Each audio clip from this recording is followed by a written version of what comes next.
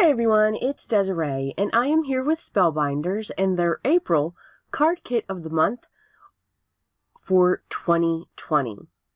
This month's theme is actually called Weekend Fun. So let's look at what comes into your kit once you receive it. So as always, we get this nice solid box that'll come to you in the mail. And now let's look at what comes inside. Now, as always, you get your card that lists the items that are inside of your kit, and then also gives you a little bit of inspiration on the other side as well. Next up is the cardstock. Now remember, all the pieces of cardstock are 8.5 by 11. So you get a bright green, a yellow, a pink, a white, kind of like a darker pink and then a very pale pink, a purple, their gold mirror, and also a navy blue. You also get your 2 envelopes and your 10, did I just say 2? I think I did. 10 envelopes and 10 card bases that measure 4.25 by 5.5, and they are side folding. You get your square of double-sided foam squares, also double-sided tape, and a little pot of green sequins, and there are different colors. You get a pack of stickers. You also get a pack of 3D stickers. They are already have dimension to them. Your paper pad. Now remember, this is a lighter weight. It's not a cardstock weight when it comes to the paper in this pad. It's a little thicker than a regular piece of paper, so I'm going to say maybe about 65 pounds. So you want to keep that in mind. Some of these pages are mirrored and have foiled going on within the design. You do get many choices, and you get 2 sheets of each pattern that comes in the paper pad. And of course, these are still one of my favorite items within this kit. You get die cuts. You get 2 of each of the designs, and there's just so much in here, from animals to florals to sentiments. I couldn't think of that word. Oh my goodness. There's just so much there. Of course, you get a stamp set. This one's adorable with a bee theme. And then you have your die, where you can have florals, a frame, a silhouette, and then also some hexagons. Yes. Okay, so let's get started. So as always, I do like to use the pattern paper and create a base. The base where all of the way that I arrange the images, where they'll sit. All of these bases that you will see are cut to be 4.25 by 5.5. Yes, the vintage photo will be coming into some of the cards. Okay, a lot of the cards. Let's be honest. You guys know me. I love my vintage photo. I also grabbed another piece of pattern paper, and I cut it to a smaller size. So this is going to kind of frame those die cuts that I have. I will set that right in the center and then arrange all of my pieces using both double-sided tape and also some liquid adhesive, and also the double-sided foam squares. So I'm just going to place these pieces, and I'm just going to set the bird down, and then I will prop up the basket using sections of the double-sided foam square.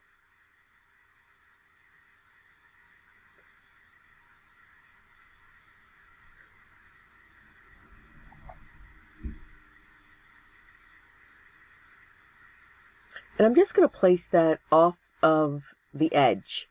So you can see this, the smaller square, the pattern paper, it's kind of setting the area to which, you know, everything's going to sit, or where everything's going to fall.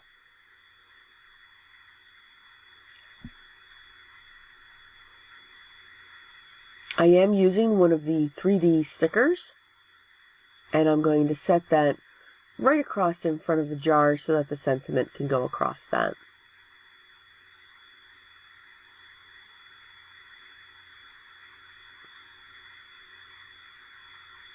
I will trim off the edges for the 3D sticker that is hanging off.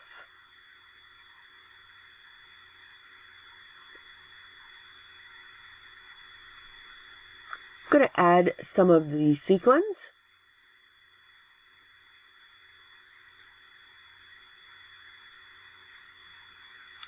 And that card is complete. So for our next card, I am going to use, again, the vintage photo, and I am going to ink around the edges. First, I'm going to set my card panel into place by using the double-sided tape, and I'm going to set this on top of my card panel design base. So again, remember, all the bases are cut 4 1/4 by 5 1/2. That second layer that I cut was 4 by 5 1/4. Going to get these pieces of cardstock down onto our pre-scored card base, and now we're going to add our pieces, our die cuts.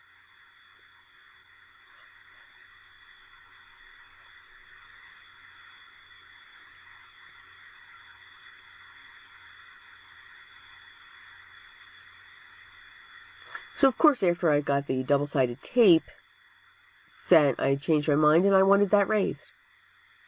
That's what my fingers were dancing about. So I've set that panel, or that strip, going across. I'm going to use the sentiment Cheers, and I figured I would grab the chipboard sticker of the bottle, and then I grabbed a couple of the glasses from the die cuts, and we're just going to set these in place. I'm going to be using the combination of liquid glue and the foam squares.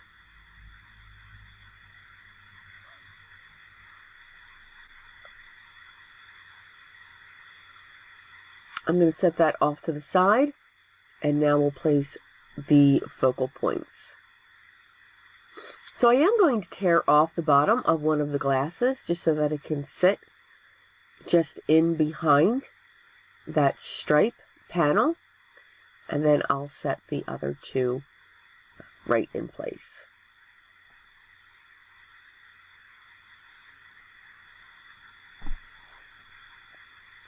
For our next card, we are going to layer our pieces of cardstock, and for this one I'm going to offset it. So I'm using a piece of the pattern paper and a piece of the solid, and I'm creating its own frame. Then I'm going to place this down onto the design base, so I kind of get this shadow effect when it comes to the pattern paper and the cardstock.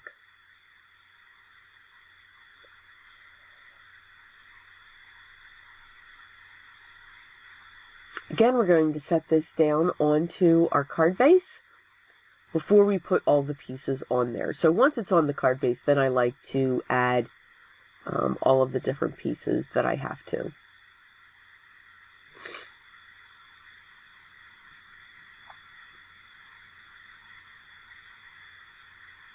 So now we're just going to look at the placement. Looking at all the pieces that I pulled for what would go together, and I thought what would look good. I am using a couple pieces of the chipboard stickers, or what I'm going to refer to as the chipboard stickers.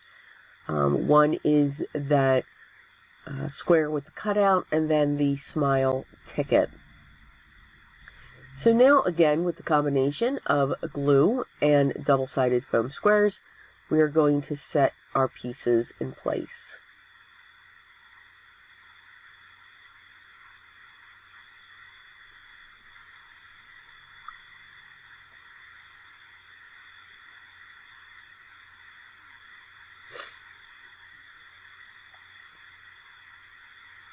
So I've got a lot of sentiments when it comes to this card. So when we have something like that, so I have the little, actually a camera that's down in that bottom right-hand corner. So that has happy. I have the ticket that has smile. I've got the little pop-up center from the square there that has XOXO. So again, a really good general card when you have all of these die cuts that are coming together. Here I am actually adding one of the sentiments from the die cuts, and that says memories. So I thought with the camera and the typewriter and everything else, that's what all of that came around to. So for the next card, I fell in love. Usually it's the florals with the die cuts. For this one, I fell in love with the little bees. The bees are absolutely adorable. So I, of course, used a piece of the pattern paper for my base, and then I cut from the pattern paper a smaller piece. An extremely smaller piece. And I'm going to set that right up in the upper right-hand corner. And I'm going to just put glue down the center of the bees. I'm going to curl up the leaves, and then I'm just going to set them in place. The sentiment I chose is every day. And now I'm going to come in with the smaller bees on the side and then below the sentiment. Again, I am curling up the wings just to give those bees just a little bit of dimension. Going to add some sequins to this card. I was very fortunate. One of my followers had, oh no, I'm sorry. I had seen that I was using one of those jewel pickers. I like my wax pencil. I really do. I don't know, it just wasn't working for me, and it's probably me. But yeah, you can see I got carried away as I was curling my paper using my paper creaser, and yep, tore right in half. So be careful. But I did want to do a double layer when it came to the butterflies on the die cuts. So I'm just using the side of my paper creaser just to add that dimension for them. Now, if you see my previous videos, you know I like to say let the paper do the work for you. And I'm really doing that when it comes to this piece of pattern paper. I absolutely love the way that foil just comes across it. There's no rhyme or reason to it. It just sets a great pattern. So I think by simply just adding the sentiment down into the bottom corner that says the weekend is here, and then having those butterflies come off that, absolutely perfect. You don't need to do too much more. You don't have to get into using inks and everything else. So that's what I really loved about this piece of pattern paper. You can see I've set my butterflies. We have a set of 3. And now we will make sure that we just put a sequin right in the center of each of the butterflies.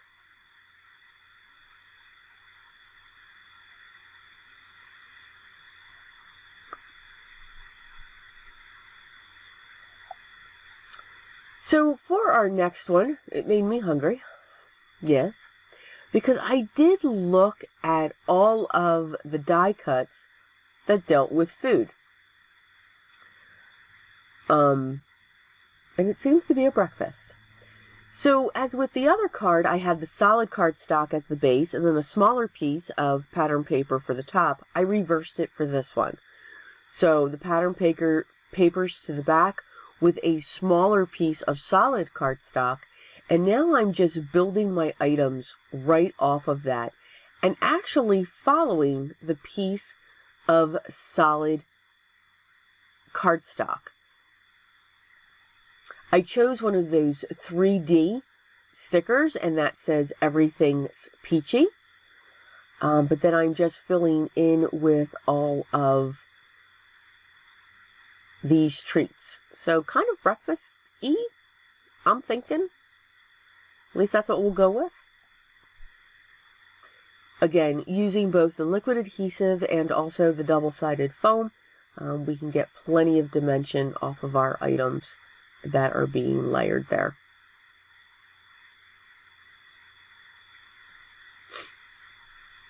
So this is awesome. Totally put this card together and didn't realize that I never hit the record button. Yay me. So I have a piece of 4 1/4 by 5 1/2 pattern paper. I cut a thin strip of the solid cardstock, the purple, and I just set that aside. Another panel that I cut, which is 5 1/2 by 2 1/2 inches. And then I just went to town layering my pieces. So sorry about that. Yeah, only me. So, okay. So now, within the die cuts were the gummy bears. I had to play with the gummy bears. They were absolutely adorable. So again, the main pattern papers, cut 4 1/4 by 5 1/2, and then I have our smaller panel here. I also fell in love with the wash. To me, that looks like a watercolor wash that's going on back there. I do have a thicker stripe panel going across all of these, and I will trim that along the side just to make that even. I'm using that strip as like the basis to set those die cuts. I'm going to have the Sentiment Fantastic going along that edge so you can see it straddling the panel and the pattern paper. Now I'm just having fun placing those little gummy bears all throughout this panel. Some are going to be below, some are going to be at the top.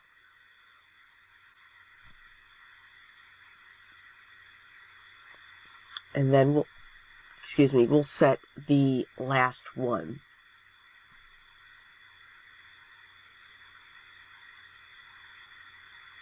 I'm just going to set a few of the sequins in place just to give this just a little bit of sparkle. And that is that card. So for this one, I'm going to use the dies. I did use the frame die, and I've cut it from 2 pieces of the cardstock. And I'm going to layer those. This piece of pattern paper looked vintage, so I thought it went well with the die cut. I am going to die cut this pink square so that I have the center. I do want the center of this frame to be solid. So once I have that set inside, I'm going to set this onto my panel. And I'm just going to make sure that that's slightly up. I was looking at these gold pieces, but I kind of changed my mind. I think they had too much gold for me, but I was going to try everything that I could.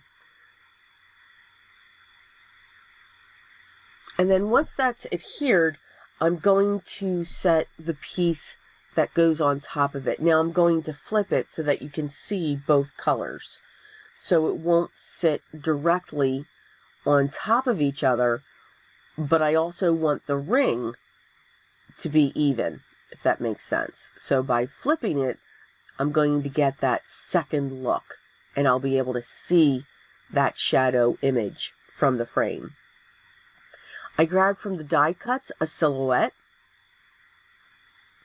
and I'm going to prop this up. Now, this silhouette is bigger than the frame, and I'm okay with that.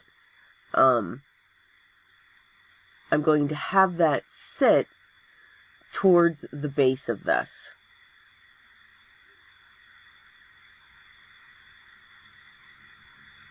So that frame will kind of, even though you don't see it, it will kind of let that silhouette come through and helps that to stand out. Now, the other leaf or florals, well, let's call them greenery, even though they're not green, they have a white border that goes around them. So I'm going to kind of build a sprig coming off, but I'm going to create it off the card. So I'm just going to keep building those, and then I've got two more, and I'm going to have those come down. So it's kind of this big spray or sprig that's being built, and then that is going to sit at the base of the silhouette. So it's going to kind of accent the foiling that's actually sitting on the card as well. I will add 3 sequins to the center, again, just to add another pop of color. And I am making sure they are the same type of sequin. Okay, for our last card, the dies that I also used from this set were the hexagons. So I loved the sentiment Queen Bee, and I had one of the larger bees left. So I'm going to build a honeycomb coming off of this, and I'm using the gold foil cardstock, and I'm also using the navy blue to build this, just to give it something different. The hexagons are in 3 different sizes, which I thought was pretty cool. So to just, add those separate pieces, you kind of can form your own shape with these. So that's kind of what I'm going to go with. And now I'm just going to use my wax pencil and also my liquid adhesive and my finger, so that we can get these kind of placed quickly. I'm trying to make sure, now again, I'm not going to stop if they're not, I want to make sure that I do keep the distances as equal as possible. Again, it's not necessary, because again, these are handmade cards. We are creating the designs, we are putting our pieces down. It's okay if it's not perfect. We let it go. But to just, give it a shot. No, I would not pull out a ruler for this.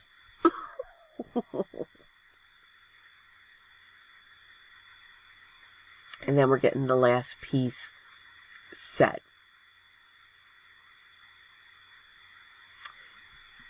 I'm going to do the same thing as I did before with the bee. Just curl up the wings and put glue down the center.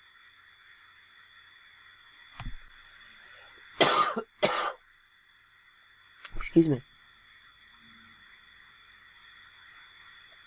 So because I forgot to put the panel onto the card base first, I put my double-sided tape onto the base, and then I just adhered the design on top of that. One of my little hexagon there fell off, not a problem. Yep, now shaking it to make sure. So I am in love with this stamp set. Now you're going to find out why in a minute. I loved all of the images. I loved all of the sentiments. I think this is a great stamp set for those types of sentiments. Now, what's great is when you have these little clusters put together, all you need are your scissors just to cut them apart. I would not recommend pulling them like I was, because they may break.